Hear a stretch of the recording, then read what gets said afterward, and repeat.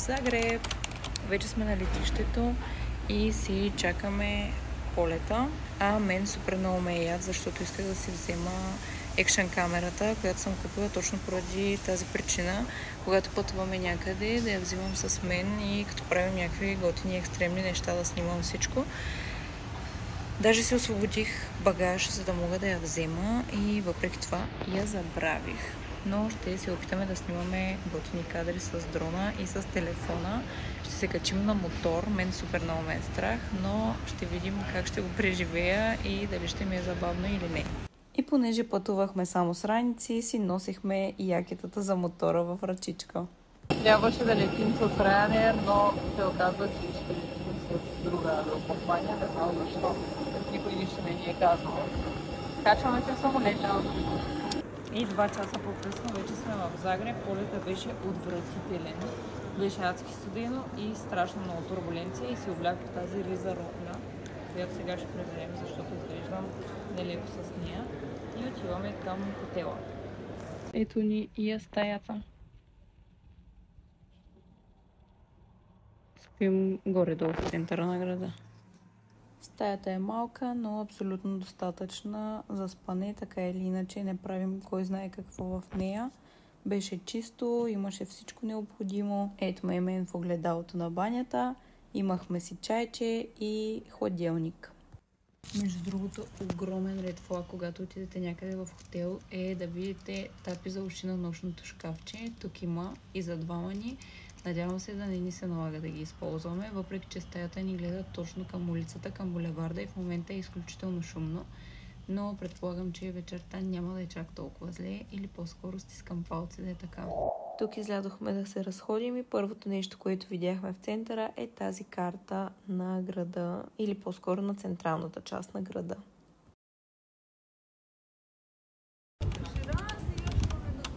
Седнахме да ядем на едно заведение, пивница Мали Медо и ни я препоръчаха, затова си поръчахме бургери, плескавица и бира.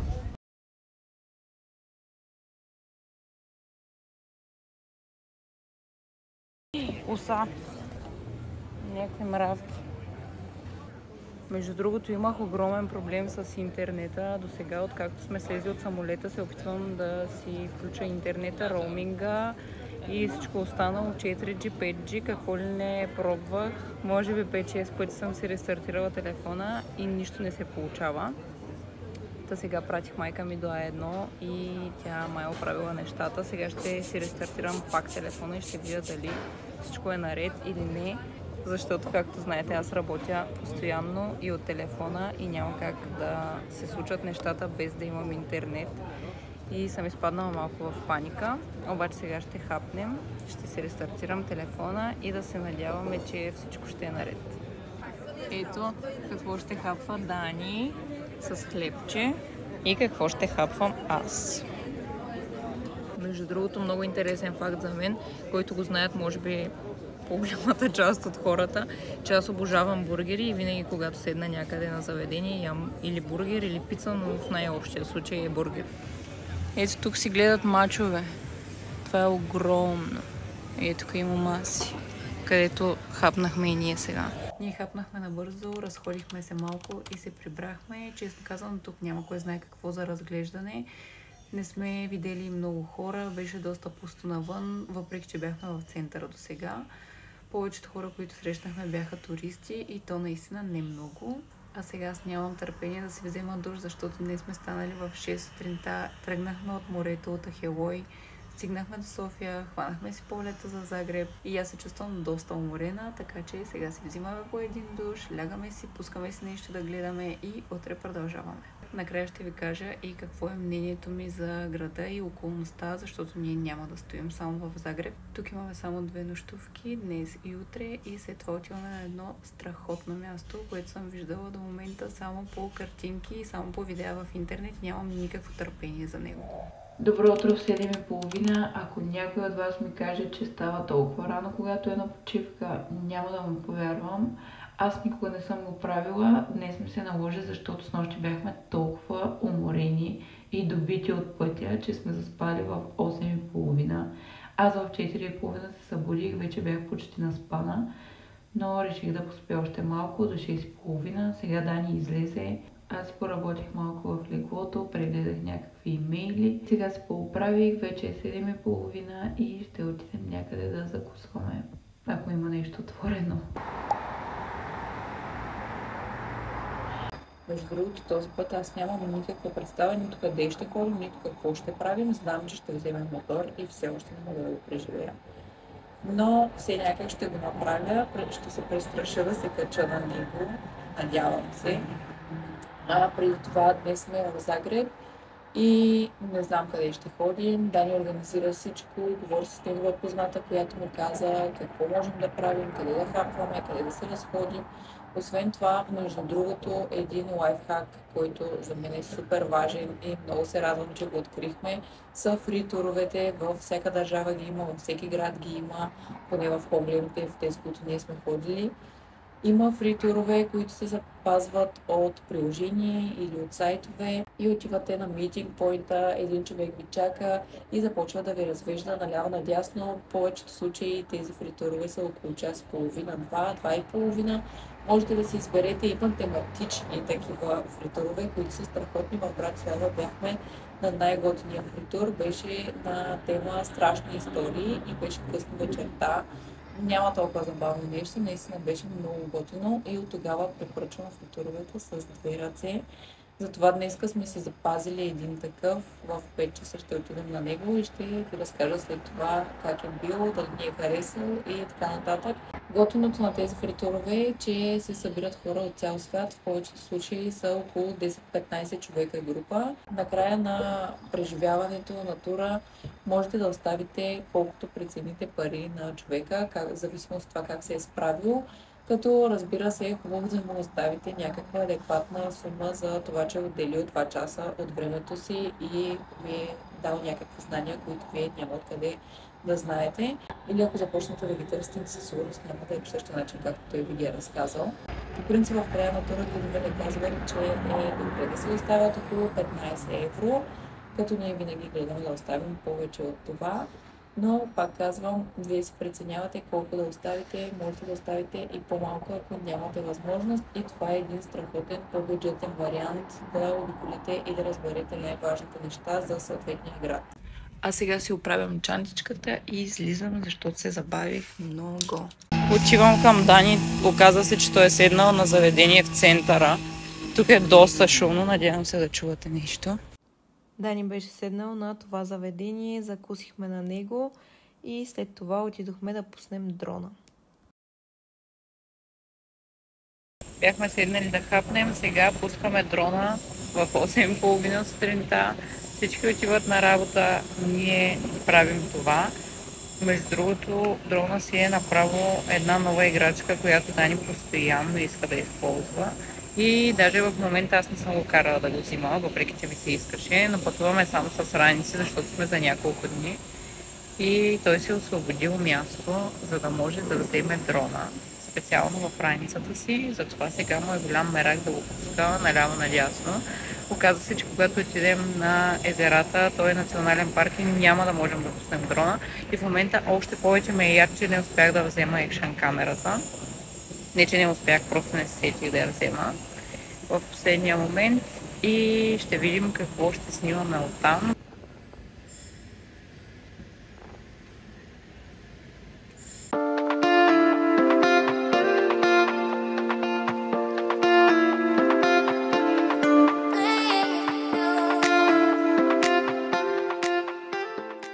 Въпреки, че е 9 часа сутринта, първата ни спирка е тази сладкарница, която Дани е избрал. Ето ни в най-известната сладкарница в Загреб и сега ще пробвам тяхната торта.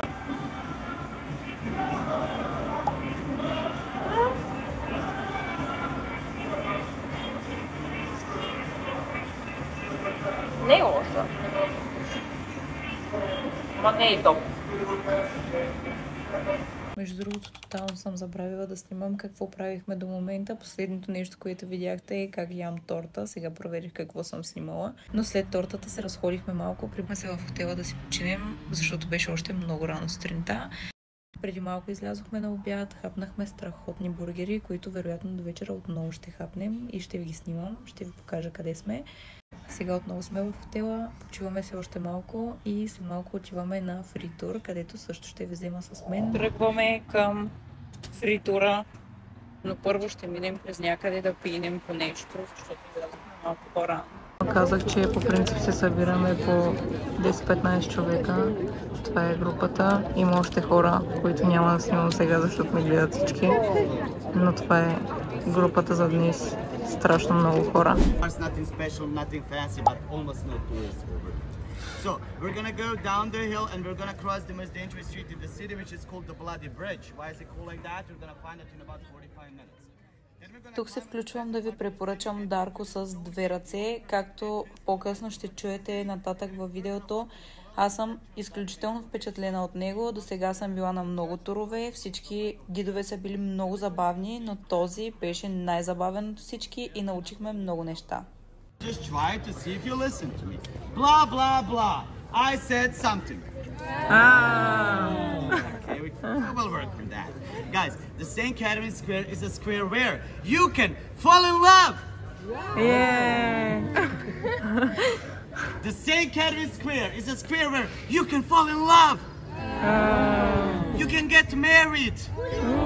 And you can get a divorce. Marty, then I'm gonna show you. Ето е първа на до гида.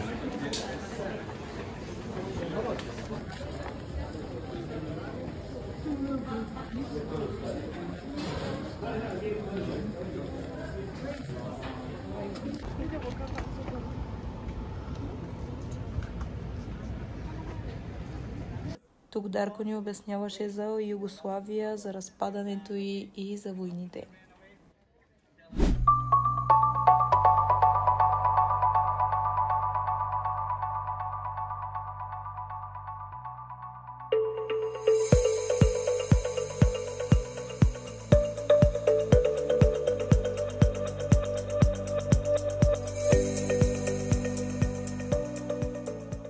Тази красива сграда е католическата църква Свети Марко. Около нея се намират парламента и кметството, както и други държавни институции, за които Дарко ни разказа. А това са капани за вещици, един по-голям и един по-малък. Както знаете, легенди за вещици има в повечето народи и така те са се опитвали да се предпазят от тях преди. Следващото нещо, което видяхме, беше каменната порта, която е с иконата на Дева Мария и Младенеца, а това са благодарствени послания от хора, на които тя е помогнала. The love of his life. He says, Manto, ljubavi moja, the love of my life, Zagreb! Lovely. And after...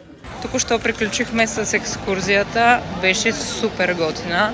Момчето беше изключително забавно, научихме страшно много неща. По принцип екскурзиите са доста забавни, избират хора да ги водят, които са много забавни, но този беше топ. До сега не сме попадали на толкова готин водач.